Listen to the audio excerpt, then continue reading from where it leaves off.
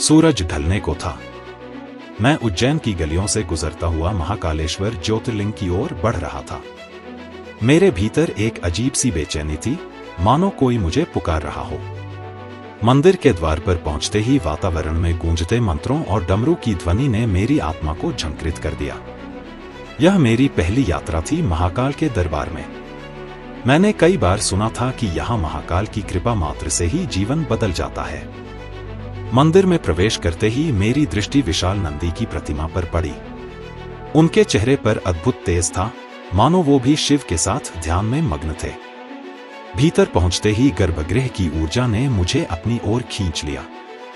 वहां जलती दीपमालाओं, बेलपत्रों और रुद्राक्ष की सुगंध से पूरा वातावरण महादेवमय हो चुका था। मेरे सामने स्वयं महाकाल विराजमान थे, भय और करुणा का अनुपम संगम। उनका भव्य स्वरूप देखते ही मेरी आंखों में अश्रु आ गए। जैसे ही पुजारी ने अभिषेक प्रारंभ किया, पूरा मंदिर हर हर महादेव के जयघोष से गूंज उठा। मैंने आंखें मूंद ली और मन ही मन भगवान शिव से प्रार्थना करने लगा।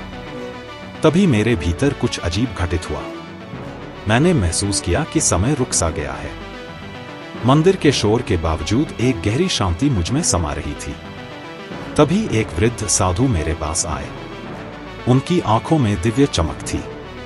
उन्होंने मंद स्वर में कहा, महाकाल केवल काल के स्वामी नहीं, बल्कि प्रत्येक जीव के भीतर बसे सत्य का बोध है। जो स्वयं को पहचान लेता है, वही महाकाल को जान सकता है। उनके शब्दों ने मुझे झकझोर दिया।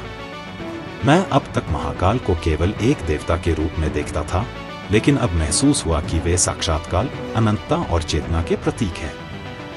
मैंने अपनी आंखें खोलीं और देखा कि अभिषेक समाप्त हो चुका था। भक्तगण महाकाल की आरती में लीन थे। मैंने भी हाथ जोड़कर प्रार्थना की और मन ही मन संकल्प लिया कि अब से हर क्षण मैं शिवत्व की ओर अग्रसर रहूंगा। मंदिर से बाहर निकलते ही हवा में ठंडक महसूस हुई, लेकिन मेरे भीतर एक नई ऊर्जा थी, मानो महाकाल ने मेरे जीवन को एक नया अर्थ दे दिया हो। उस दिन मैंने जाना कि महाकाल का दर्शन केवल आंखों से नहीं, आत्मा से किया जाता है। जब हम अपने भीतर के भ्रम, भय और मोह को त्यागते हैं, तभी महाकाल की सच्ची कृपा हम पर बरसती है। महाकाल की इस दिव्य यात्रा ने मेरे भीतर जो बदलाव लाया, वह शब्दों में व्यक्त करना कठिन है, पर इतना निश्चित है कि जो भी सच्चे हृदय से महाकाल के द्वार पर आता है, वह कभी खाली नहीं लौटता। हर हर महादेव।